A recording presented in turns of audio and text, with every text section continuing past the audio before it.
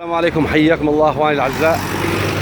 بعض اخوه تواصلوا معي يسالوني على فلتر المكيف. وين فلتر المكيف في الازيزو بشكل عام؟ طبعا هذه السياره ازيزو 2016، اسال الله ان يعطيه خيرها.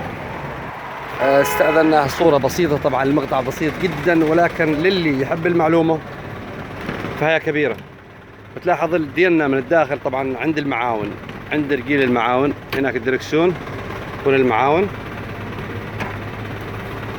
في كلبستين تحت بتفكها وبيطلع الغطاء هذا، وبتحصل بتلاحظوا هذا البيم اللي هنا هو الفلتر. هنا تلاحظوا هذا هو الفلتر، قطعة صغيرة جدا جدا، نظفناها طبعا قبل شوي، ولكن اكون صريح معكم لما ينكتم تلاحظوا ايش طلع منه قبل شوي. هذا كله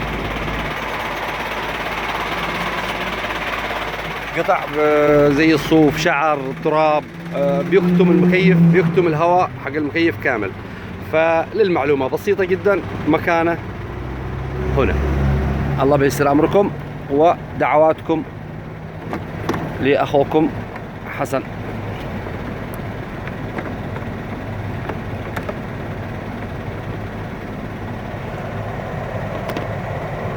تلاحظون الفتحة حقه، هذه الفتحة حقه،